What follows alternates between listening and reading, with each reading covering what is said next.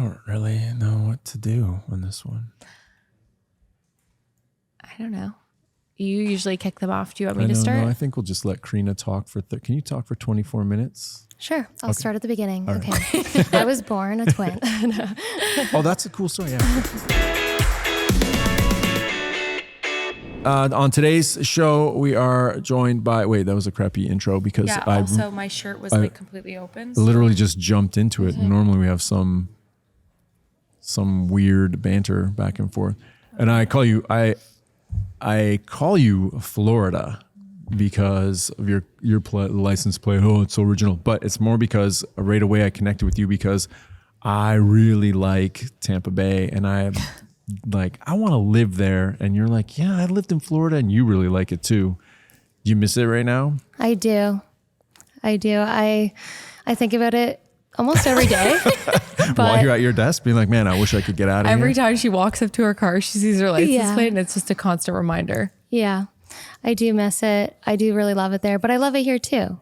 So I got a delayed flight and an extra day after we flew to watch a football game. And I just went to the beach, walked around, and I was like, I watched this older man, like he was riding his bike along the beach. And I was like, yeah, that's what I want to do. I just want to ride my bike every day. Didn't you guys do like a 15-mile walk? Yeah. And she was like, are you nuts? I want to do this every day. I'm like, I do, but that's not happening for me right now. But our guest today is Carina. Carina recently came to us via way of Florida. That's where you were, right? And you reached out to apply.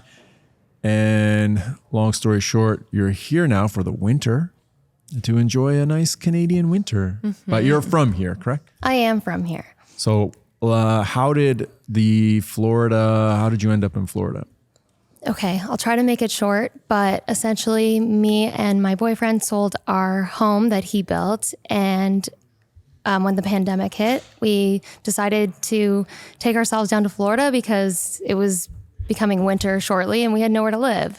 So we had a fifth wheel camper that we took down there, stayed in for the winter because my boyfriend also imports boats. So we went down there, we accumulated boats and spent our time down there. And I was working at a golf course, so I had the winters off.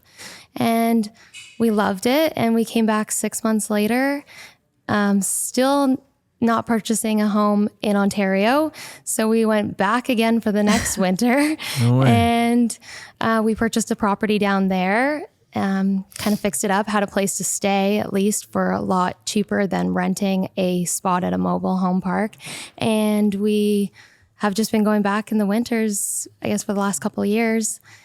Still not purchasing anything here because it's very expensive. Well, we did purchase a Muskoka tiny home and we're fixing that up right now, but it's very expensive to live here. So yeah, I think that's one of the things about you that the more we talked, that I got to like, you wouldn't maybe think so, but you have a really good knowledge of the market and buying and holding and selling and fixing up. Like how did you get into all that? Okay, well, that's an even longer story, but it's all right. We got time. No, that's okay. I'll try to make it short. I'll make it short. When I was just going into college, I got into a car accident and I broke my right hand, and I was in a lawsuit for 4 years while in college for special events planning. And then I was bartending and serving, and then I ended up getting a settlement. My dad kicked me and my twin sister out of our home, and we, in about 2 or 3 weeks, we purchased our first home. And my boyfriend helped us, and my sister still owns that house today. She bought me out, and that's when me and my boyfriend bought the property where he built our next project, our home that we sold before we went to Florida. So I was bartending for the last 8 or so years. But I got lucky, I guess, in a way. I broke my hand, but it made me be able to invest into real estate. Yeah, right. So you've kind of have I hate the term sort of because it can be tricky, but you got into maybe the flip where you would buy something, fix it up.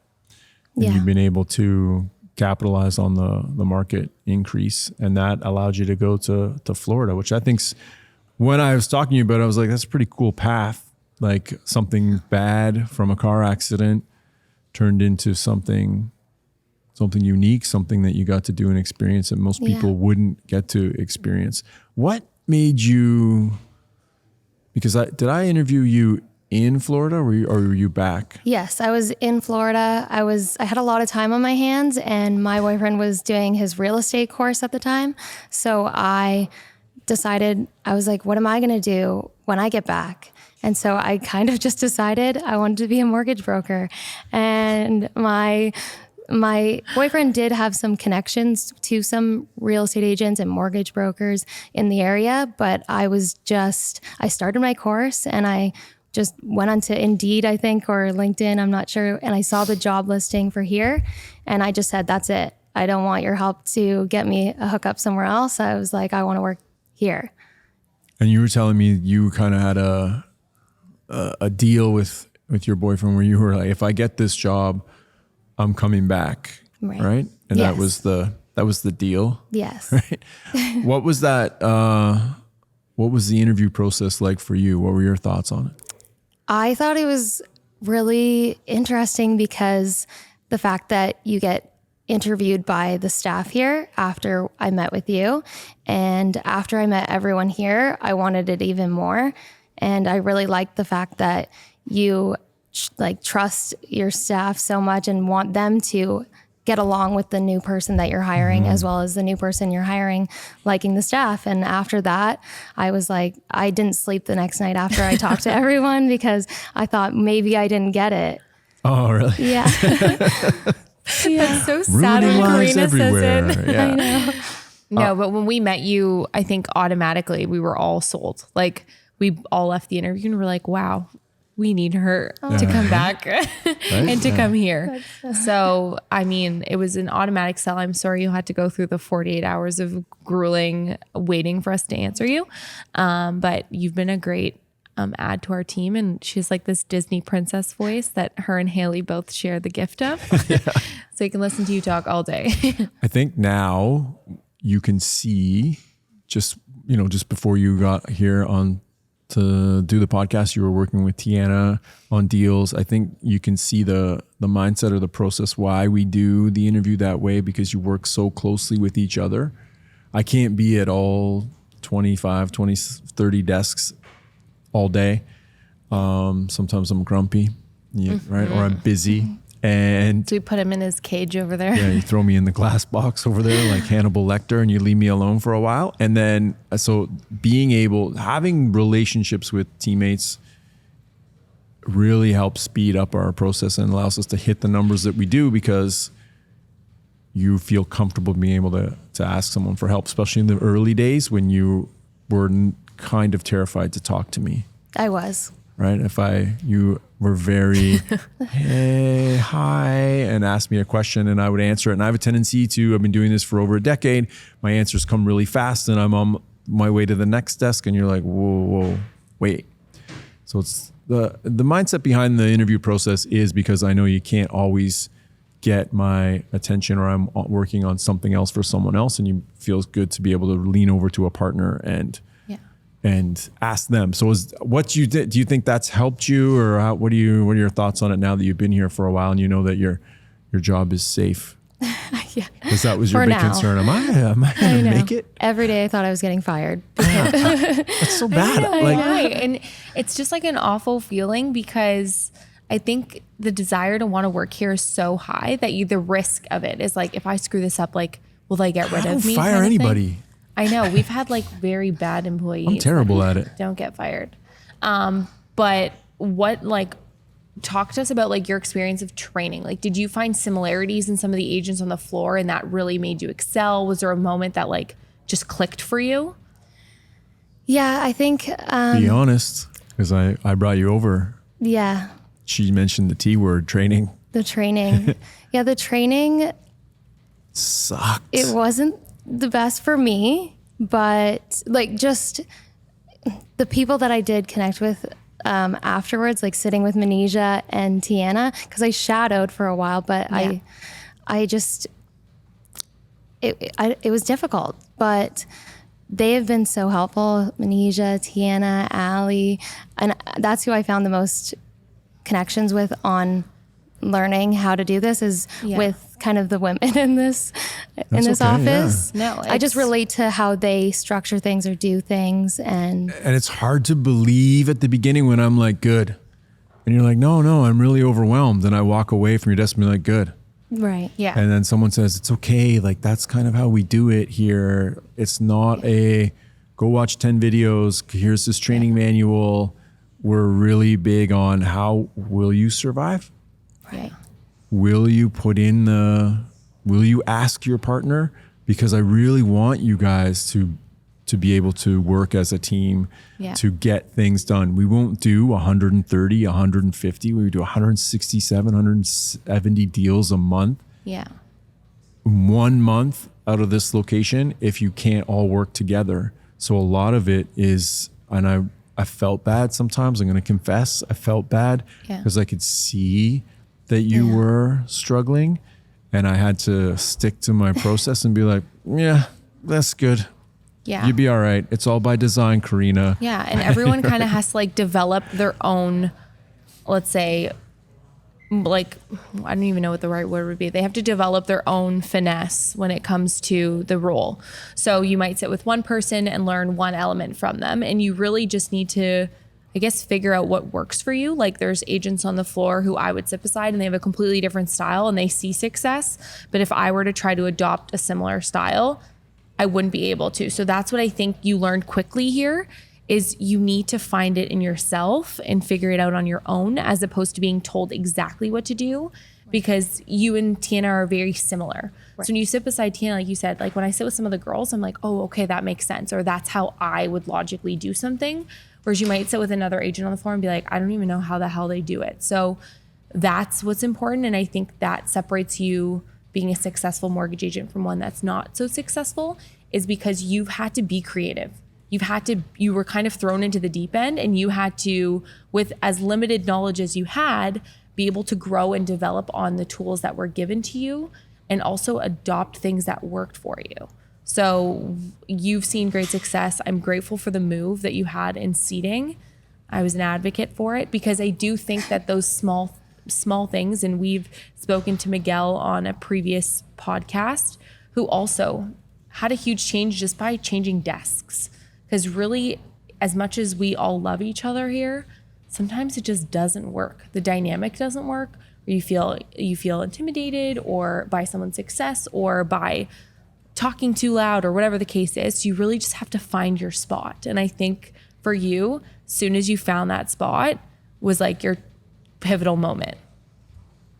That is one thing that I felt is you are who you surround yourself with. And I wanted to be around people that were going to help me be even better. Yeah.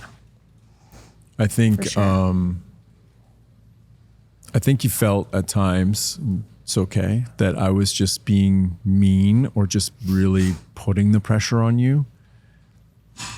But then we would have conversations about Florida and you'd see that I'm all about teach me more. Tell me what you think about Florida. So it's not, I just will tell you now that we've been together for a while that I did feel bad because I feel like you were and that's why I brought you over to the new people recently and said, hey, how did you feel about the training? And you gave me the, I'm afraid to answer this question face. And then you were like, the training was amazing. And I was like, no, be honest. Yeah.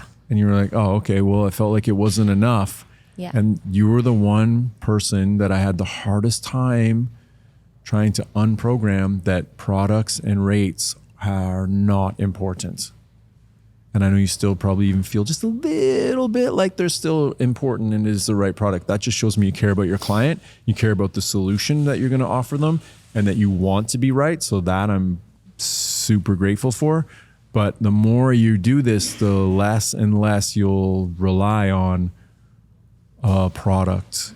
It's always trying to find something that works for them. It's 90% of the time it's creating cash flow, which is not a bank product because they won't give you the cash flow. It has to be a different type of product. So looking back on that now, what do you think, where you sit with the whole, I need to know every product. That's what you're like, at the beginning, you're like, I need to know every product. No, you don't. I think I still feel like that. Good. Okay. But I'm learning. Slowly, things are getting easier. I'm understanding things more. You have to do it to learn, I think. So making mistakes has helped me, and pushing myself, not having you always being super like friendly to me or having the time to be when you would be literally the Grinch. Yeah. Yeah, right? Sometimes you're just short and quick. So I took that maybe the wrong way, but it helped push me just be more confident in myself. I feel so bad. I'm so happy that you're part of this team. When we did the interview process, I'm like, yeah, I really hope you guys, like when we did the round, when we sit down and everybody's in a circle and we're like, hey, what do you think? And everyone was like, yes. I'm like, good, because I really want to hire her. Yeah. I really want her on the team. Had I known you were doing it in Florida, I would have been maybe a little bit more concerned. I did not know you were in Florida during your interview. Yeah. At all. But you had a great tan when you first started. Yeah. So that was the only thing. I was like, her tan is phenomenal. Yeah. Well, it never snows there. Right? Yeah.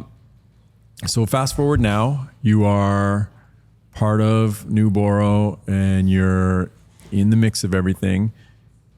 Is it everything you thought it would be? Honestly, I don't think I could have ever imagined what it was going to be like, and it's better than I ever imagined. Everyone here is wonderful. I think I got lucky in a way by getting to work here. It was the first and only place I applied to, and it was the only place I wanted to work. And my expectations are blown away because everyone here is such a family, and I feel part of that family. I felt like I almost knew everyone right after I met them. Like they were people I already had known before in a way. You fit in like super fast, which I think has a lot to do with their interview process and how you get to meet people at the beginning. I think that really helps break the ice. But I think that that's one of the things that I was really impressed with when you said to me, when we were having a conversation, you were like, I actually said, like if I get this job, I'm moving from Florida. How many to here, and I'm taking it. Yeah. Whether your boyfriend was ready to come or not, you were like, I'm coming. So if I get this job, that takes a lot. And I think too, like that's huge in itself. That speaks to the character that you have, that like you want to take initiative. And that's why even the teaching process, like where you're like, I'm not getting any teaching, I'm not getting any coaching, like what's happening is because you wanted to take initiative for your success, which is huge because it takes some people a whole lifetime to take initiative for their own success. And it's a common trend in our office where the people we do pick have that same mindset. And I think that's right. It is something to note because that's why we're so successful, is because everyone we've spoken to, especially in the interviews and afterward, are like, I just needed a change. I needed to make myself uncomfortable. I needed to put myself in a position where I could excel and change the path that I'm on and worry about yourself. And everyone here works so great as a team because that independent goal is there. Yep. I want to be successful. I want to focus on myself. This is my time. You know what else I pick up on in the interview, and I picked it up with you, is if you genuinely want that. Yeah, I agree. Somehow through the Zoom camera, you were able to convey, like I genuinely believed that you wanted to work here. Like sometimes I encourage interviewees to go and do other interviews. Yeah.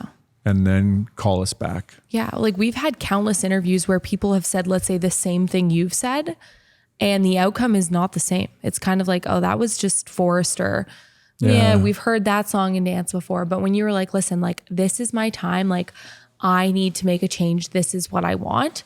I was like, oh, you go girl. Where I've had other candidates say the same thing and I'm like, you don't give me that same, I know you're going to come here and I don't think you'll give us that same 100% energy and 100% willingness to learn as you're portraying in this interview. So thank you, but next. And the switch for me was one deal desk. You were sitting right over here. I hadn't moved you yet. And I answered you like I normally do. And I moved away and you actually put your foot down, but you were like, no, I'm not done. I'm not done. I need more. And I was like, all right, Carina, finally ready. Yeah. Finally ready to ask for what the more tools that you need. And then very shortly we moved you.